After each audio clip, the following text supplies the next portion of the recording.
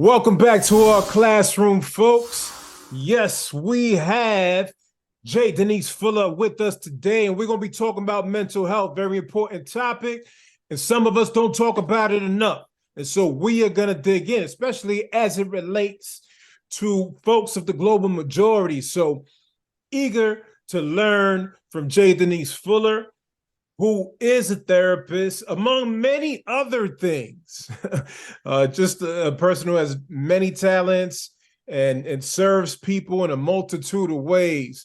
Mentioned that she's a therapist in private practice, also an adjunct professor and school counselor, as well as consultant and trainer, and a podcast host, Changing the Narrative, folks. If you don't know, go and check it out because it's a dope podcast, getting into heavy topics, really unpacking it, getting real, having real conversations about things that are impacting us in our society. And so we need to hear from folks like Jay Denise Fuller because we learn a lot from folks like Jay Denise Fuller. So thank you for being here. Absolutely. And I learn a lot from you and what you're doing. Multicultural classroom is amazing. I love your lens, your focus, your ability, your talent. So it's mutual, brother. Thank you. Thank you.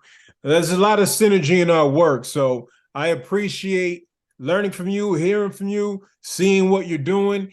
And I'm interested to hear a bit about you and what led you to this line of work, the mental health field.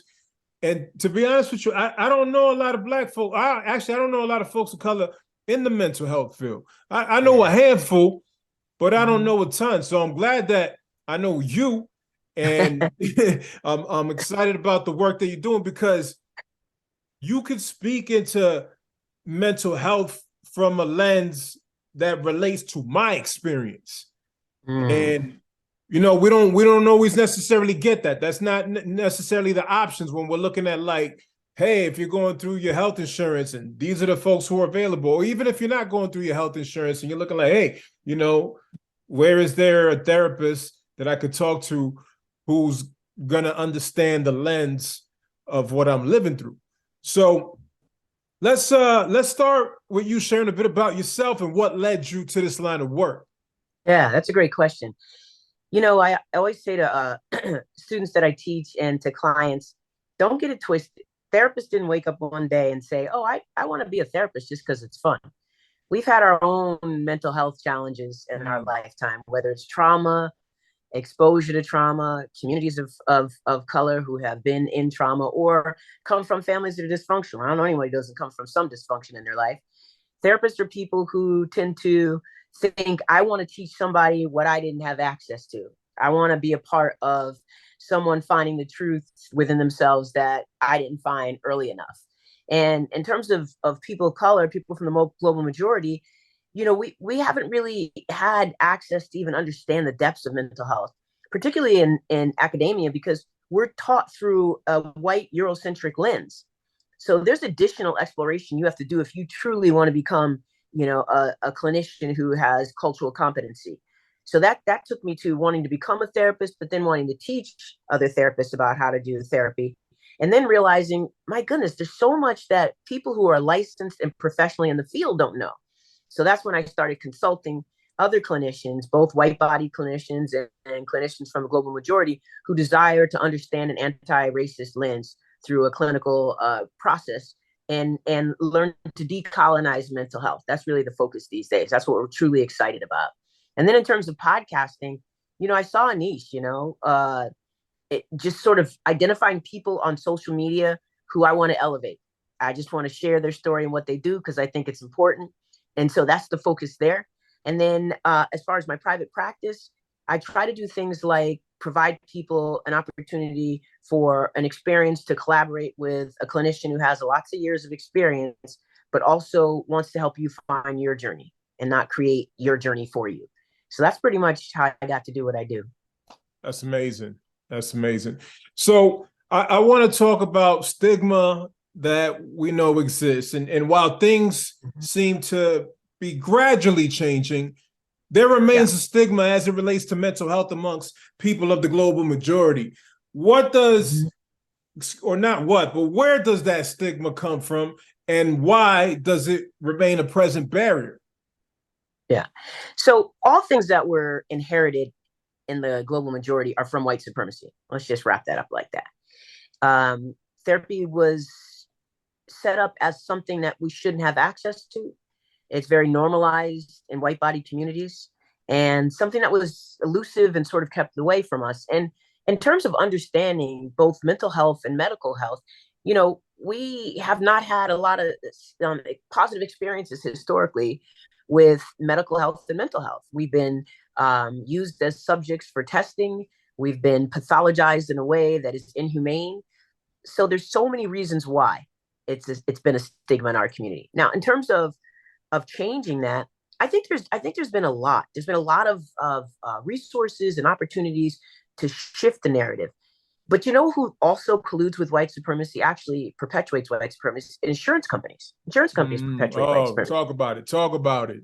So when you think about, okay, we not only have to understand it through a multicultural lens and decolonization of something we haven't had access to, but then we have to overcome the barrier of insurance, because they don't pay clinicians anything. I mean, it is embarrassing what clinicians get paid, and so many of us just don't even opt to go through the rigor of getting on insurance panels to get paid nothing, which then makes it more difficult for people of the global majority to just find a therapist. Now, thank goodness for resources like people I've had on the podcast. Inclusive Therapists is one of those platforms that tries to help people who don't know how to find a therapist, and that's wonderful. And in terms of my own individual process, if I can't do the service myself, I'm going to try to help you find someone. So I think it's a matter of linkage and understanding what a person's need is, and not making it so scary. They send you to these platforms that don't cater to our needs, and then say, just find a therapist. It's not that easy. People don't even know what they're looking for, and it's a huge obstacle to even pick up that laptop or pick up that phone and call someone. We have to make it user friendly, and that's how we can further destigmatize it. But that is why the stigma is continuing, ongoing.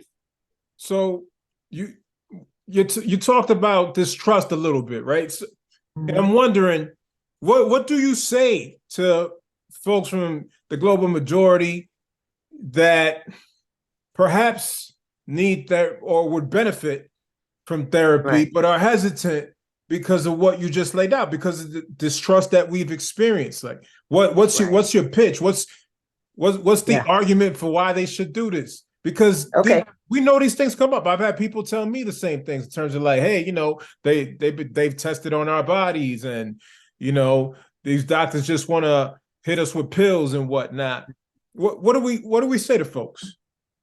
So it's a matter of access to education. People need to understand that our bodies are telling us what we need. And when you're having high blood pressure, sleepless nights, anger issues, sadness that feels like it won't go away, those are indications that you need to check out resources, ask questions, talk to people. You have to become your own advocate, both in your medical health and in your mental health. When you vibe with somebody, you know it. And I'll tell clients right off the bat, I'm not for everybody. I have a couple of different modalities I use, and they may not be for you. But what I will tell you is the truth about what I see as an observer, as a witness to your process.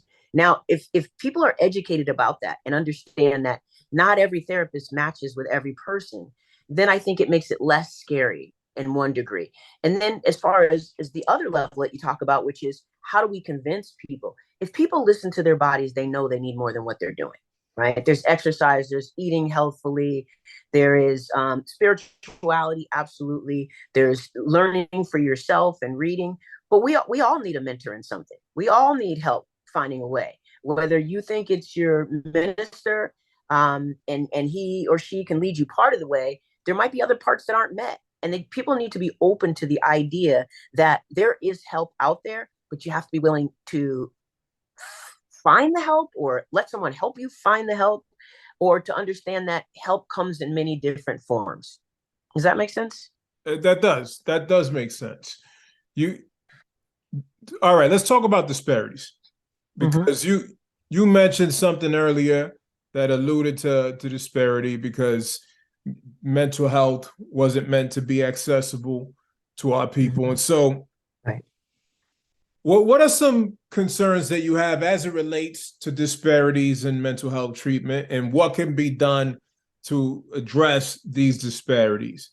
I mean, you've already started talking about it, but let's go deeper on that.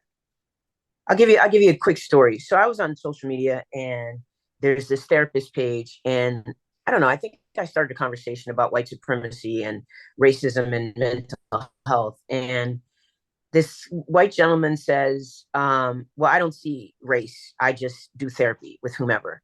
And I told him, you shouldn't be doing therapy with brown and black bodies, because if that's your take, it comes from a white supremacist lens, and our community should not be accessible to you. That's where I want brown and black bodies to know. If somebody starts talking like that to you, if somebody starts saying something that doesn't validate your story and your experience, if they don't have a language for racial trauma, run, run, run, report them, get out, and find someone else. It's the reason why many people believe that people from the global majority should see people from the global majority in therapy. That there are people who are firm believers in that, and I understand why. If someone's not willing to question their whiteness and their ownership of white supremacy and racism, that's problematic in and of itself. So there are cues to what you're looking for and how you find it, but you need to know not everybody who, hangs the shingle, it has your best interest at heart. And I think what happens, Roberto, is that when our bodies break down, when our minds feel like, okay, I have to go see somebody, there's a level of desperation. And what happens at that level of desperation, you'll see anybody. You'll look up on the insurance and you'll see somebody, you'll grab them, you'll go see them. You're not interviewing them. You're not asking them the right questions. What is your stance on this political belief that I have? Or what is your stance on white supremacy? If they can't answer you straight out, again, run for the door. So there's techniques that you can use to find out if somebody's a good fit, but we also have to understand not everybody who went to school believes that all bodies are equal and there is inequitable practices in society, and they're not educated about the depths to which that occurs. Mm. That's good. That's good. Interviewing the therapist before you even get started.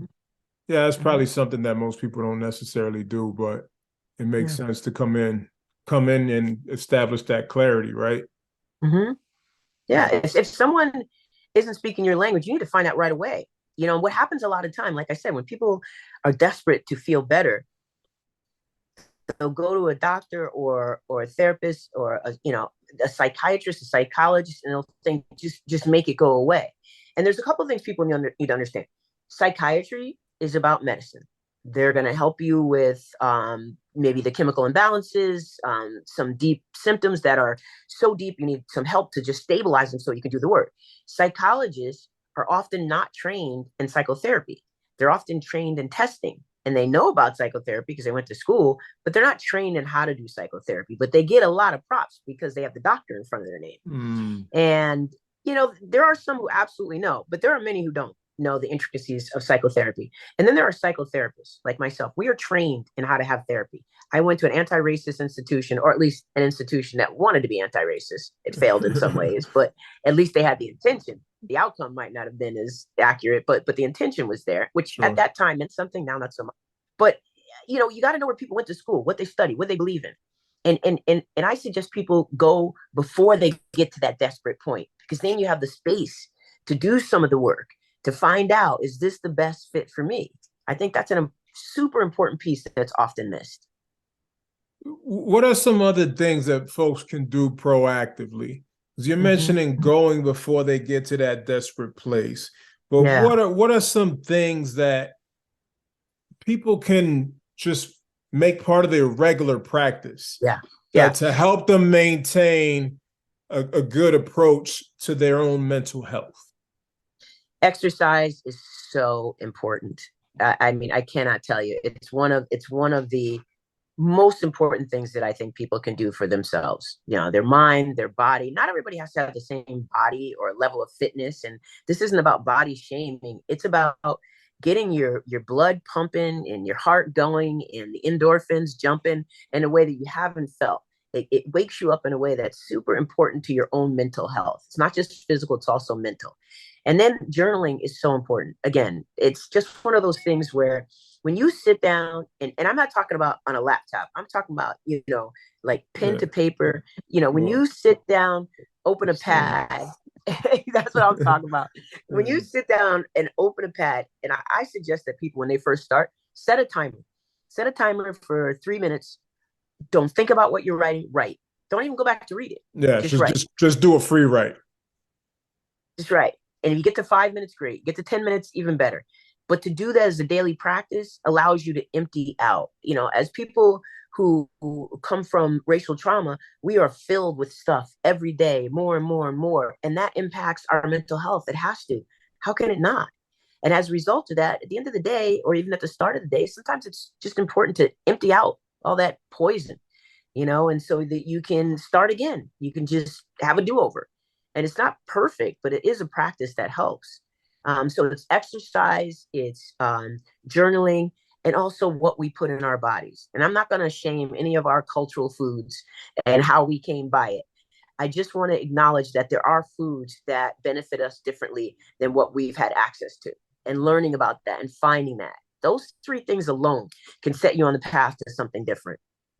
That's good. That's good. So exercise, journaling, and then identifying the right foods that could better benefit your body. And Excellent. there's also the spiritual practice, right? It's whatever you believe in, higher power, lower power, whatever you want to call it, whatever you believe in. To just believe in something outside of yourself, I think is beneficial as well. So I'd add that to it as well. All right. So the spirituality element as a fourth. Mm-hmm. So what are 3 action steps that we could take now to help destigmatize mental health among people of the global majority? Talk about it. We don't have to be strong. We don't have to be resilient. Strong means that we can lift 1,000,000 pounds and not fall. Resilient means you can keep knocking me down and I'm going to get up, shake it off, and start again. We have to give back all of that language that the oppressor has taught us that we must be. We don't have to be Black excellence, brown excellence. We can just be us. We have to give back the language they gave us to perpetuate, to keep perpetrating us and to perpetuate this belief. No matter what we do to them, they're going to come back. I think that's an antecedent. That's a priority. That's a prerequisite for us to consider. Just realize we're human beings. We've been through a lot. Your children are going to go through a lot because you went through a lot. It's important that we start to validate that for each other and talk about mental health in a way so that it doesn't sound like it comes from white bodies. Our mental health matters to us. That's what we need to consider. Talking about it, making it user friendly. When people tell me on the show, I go to therapy, I pause and celebrate them because it's hard to acknowledge that, but it shouldn't be hard. That's what makes me sad. It shouldn't be hard, and it shouldn't be a surprise. It should be like, oh, cool. Where'd you get your therapist? I'd like to talk about mine. Yeah, it's interesting to think about how normal or not that conversation is, right, in our respective circles. Yeah. And even as I think about my own experience, like I've encouraged folks to do therapy at times, and then there's been moments where someone has encouraged me to go to therapy, and I'm like, and Yeah. it's not because I don't value it. It's just one of those things. I'm like, oh, wait a second, like I'm also caught up in the trap of like, hey, I don't need that. So wait, so your language is really important there. Need. I don't need, right? We're so used as a people of not getting what we need that we get into and adapt to the idea of survival. I have what I have. I don't need this and I don't need that. It's not about need, it's about deserve. You deserve to have a space of your own to process things that maybe you don't want to burden your partner with because they're also from the global majority and they're also carrying their own stuff. And it's hard to have healthy relationships in our community because white supremacy has told us we don't deserve them. And so when we have them, they're deeply challenged by a historical context of pain and punishment and how the system has taught us to turn on each other. It's so deep, the pain from which we have emerged, that we have to understand that every obstacle and barrier is out there for us to fail ourselves emotionally and in terms of our relationships. And the way to find your way through it is to seek support and mentoring, as an opportunity to see something different. Be around people who have healthy relationships, who are elders, or have relationships who are elders. Look at what they've done. Consider what you can do differently. consider having somebody support you in the process of learning how to love differently. That's what therapy is about. It's not what you need, it's what you deserve. That's a good framing. That's a good framing. And what you just laid out, right? Because I think most of the times we think of therapy as going to meet with the licensed person or whatnot. But you just laid out a couple elements that are like, oh, this is a kind of broader approach to therapy, a more holistic approach, if you will. And particularly when you're mentioning the elders, elders and mentors and connecting with them, following that as a way to receive the therapy that you deserve. Look, we come from collective communities. It's a village. It's never one. You can have a therapist, you can have a mentor, you can have a coach, and you can have an elder. You can have a minister. It's a community to help us thrive. I no longer even adapt to the language of survive. Survive means I'm hanging on by one hand, hoping not to let go. Thrive to me means I'm putting one step in front of the other consciously, and I'll keep moving forward to the best of my ability. And when I can't, I'm seeking support, because that's what my community is about. And so I think we have to think of it more as a collective, collaborative approach, because that's what our ancestors have taught us. We come from cultures that are about community. And so as a result of that, we need to stay in community. That's what's key. Yeah, maybe that's what I was missing in terms of why I was just like, nah, I don't, again, I'm using the term need. But like what you're saying now, I did not consider when I was saying like, nah, I'm going to sit this one out, because I have these other elements in place. I have accountability partners. I have my, pastor who I could talk to about different situations. I have elders in my life. I mean, my father was one of them, but he passed away. It'll be a year next week. But I have other individuals who are elders in my life that I've received good counsel from. Right. I have my mother that I could talk to and receive good counsel. So I have a lot of pieces in place within my community. And I've seen some therapists in the past. They've been okay. They've been okay. But it's helpful to think about it in the way you're framing it, and thinking about it based on like our experience, how we experience community, right? In this collective manner. Thank you for framing that. Yeah. And I would just add that, I really think that one of the things that I've heard so many Black and brown body people say is, I don't need therapy. I'm not crazy. What is crazy? What does crazy look like? Sometimes I feel crazy. Crazy can be the person walking down the street next to you, whatever it is, whatever you imagine crazy to be. It's not just the homeless person who is hearing voices. That's not crazy. That's underserved. And that is forgotten. That's not crazy. Just like poverty has been criminalized. No, poverty is poverty, and it causes criminal behavior. But poverty should not be criminalized. And so mental health is not because you need it. It's just because it's beneficial to speak to someone who has gone through the training and doesn't have the subjectivity of the rest of your community. It's an objective space, ideally, for you to process things in a way that offer what I paid for in terms of education, which can augment the rest of what you have in your community, not replace it. That's good. That's good. All right. We're not going to stay stuck on me and my therapeutic barrier. Yes. All right. So what are 3 action steps did I ask you this question? I'm losing it now. We were No, we got deep. We got deep. Okay, man. Yeah, I got that. I tell you, this is like a therapy session, a free therapy session for me. This is good. This is good stuff. Try. You're making me lose my questions here. Okay. All right. If you had the opportunity to have lunch with anybody dead or alive to discuss the state of mental health in this country and what could be done to improve it, who would that be and why? I saw that question, man. It stuck me when I saw it, and it's sticking me now. It tripped me up when you said mental health. Yeah. I don't know.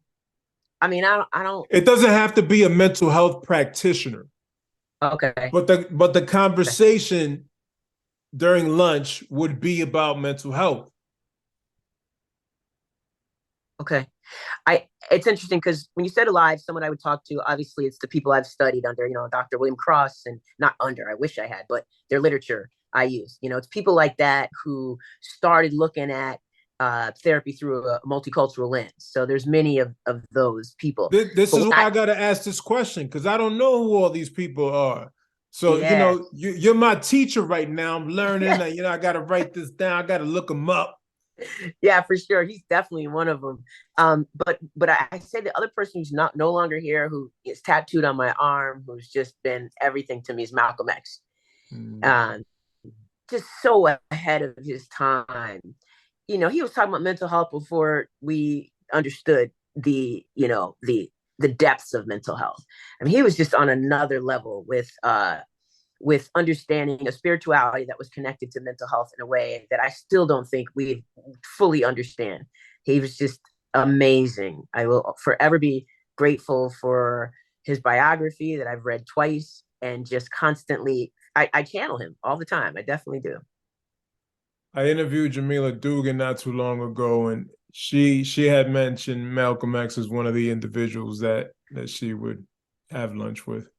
Yeah, man, yeah. For sure. Yeah, that's great. So, Denise, what is your message of encouragement to our listeners? Yeah. Look, it is what white supremacy does not want us to have. It is community. They, like Paulo Freire said, the oppressor will toss a crumb in the middle of an oppressed population and watch you fight for that crumb. Take it out of the other oppressed person's mouth. The global majority is the global majority. We need to realize the larger part of our community. Yes, we have our individual collective experiences, but as the global majority, we can take this thing away, and they know it. That's why they're stressing. That's why all of this higher level oppressive systemic actions are being taken, because they know when we figure out we are not the enemy of each other, then all this changes. The narrative does really change for good. So I just want to encourage us to see each other in another light, see us all as the larger community, and begin to act as such. Thank you. Thank you. Yeah, community is important. Community is of the essence. And we definitely need to kick down the walls of division and come together. So thank you for that encouragement. Can I add one more thing? Oh, yeah, absolutely. Absolutely. The thing that's been most pressing on my mind is hearing that Black chief of police talk about this most recent murder that I know will be, unfortunately, there'll be more before, the show is aired. But just to think of that, because it was done by these 4 or 5 Black officers, to hear her say, this is not about racism. To hear that come out of a Black person's mouth was crazy to me, because it's always about white supremacy and racism. And these Black officers thought they were living in a blue life, and that is nothing but racist. So the fact that the media has grabbed hold of it, so many white bodies are putting it out there. See, it's not about racism. These bad policemen, there are good cops. My theory is, if there were good cops, there would be no bad cops. So we need to think about that, because if they're that far and few between, it's a problem in the system in and of itself. And that's what we need to consider. White supremacy is the enemy. And we need to just wrap ourselves around that, buckle up, put our arms in each other's and be ready to move forward. That's what it takes. Yeah, that's, I don't know. I just don't have many words left. There aren't any words. Yeah, it's a broken record. It's pain. It's, people say, I no longer use language about healing. There is no healing. How do you heal when the wound keeps being, dug into, ripped apart? There is no healing. Most we can hope for is, put the antiseptic in and continue to have that motivate us to fight for harder, push further, because healing is a myth as far as I'm concerned, at least when it comes to racial trauma, for sure. Yeah, there's so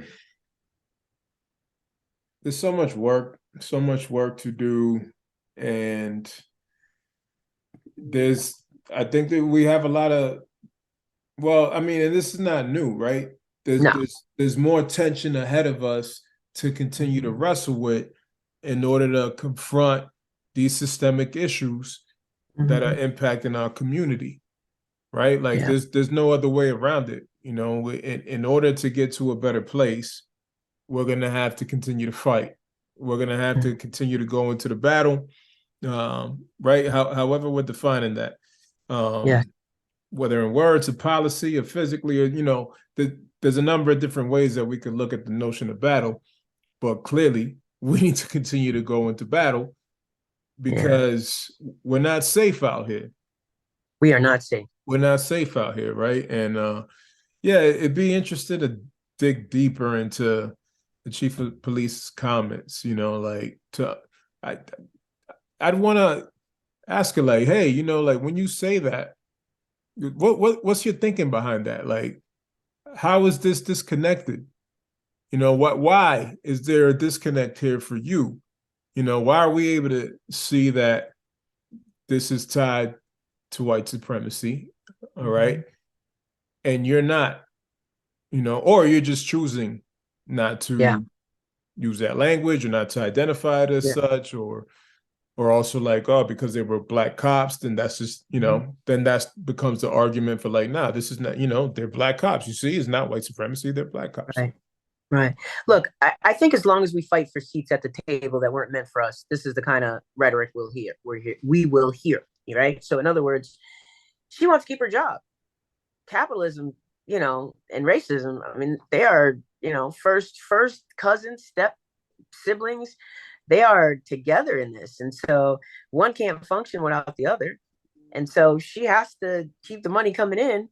And she's not going to keep the money coming in by talking about what white supremacy is and what it looks like. It's blue. Mm-hmm. Well, there's your message of encouragement, people. keep keep fighting. That's the message of encouragement. Keep fighting, keep fighting. Yes, keep fighting and keep growing in community. Look, the reason why I'm really getting a kick out of being a counselor in a school now is because these young minds, just like you, right? We have an opportunity to offer them something that they didn't have before I showed up, maybe, and before you showed up. And so that's where the hope comes in. Yes. Find young people and impress upon them something you didn't get when you were younger. Mm. Yeah, right. Which you mentioned earlier Mm-hmm. in terms of part of what led you into this line of work, Yes. and what many therapists do, right? Right. Try Yes, to absolutely. teach you something that you didn't have or give you access to tools that you didn't have. So Mm-hmm. yeah, we appreciate you. Appreciate you, Yeah. Denise. For folks that want to learn more about you, learn more about your work, Mm-hmm. understand your lens as a mental health practitioner, where can they follow you? I'm on probably the best way to get my handles is through Linktree, Jay Denise Fuller on Linktree. Change the narrative, take out the A, and put a little dash after that change. The dash narrative. You put that in there, you're gonna find me. And then change the narrative with JD Fuller podcast. Yeah. And you also have a YouTube channel with all your I do. episodes up there. So folks, Yeah. you can check out the YouTube channel. Uh, Yeah. you know, I'm not too active on Twitter, but I do put things on TikTok. I do put episodes on TikTok, but I probably say Insta is probably the place I'm most active with my immediate thoughts. But I also have a couple articles on Medium and Facebook. I mean, I try to just spread myself around a little bit so I can have access to people. indeed, indeed. Well, continue doing the great work that you're doing, putting out this content for us to again, very helpful to be able to dig into your insight as a mental health practitioner, person of color, having, understanding our experience, but also Mm-hmm. being trained and anti-bias, anti-racist approach. And so thank you. Thanks for what you're doing. Thanks for training up others, other counselors, other therapists. to be able to come into this work with that similar approach, similar lens, similar spirit. And so encourage you, know that you have a supporter, not just in me, but here in what we do with Multicultural Classroom. We're always checking out your content, and you know, grateful for what you bring to the table.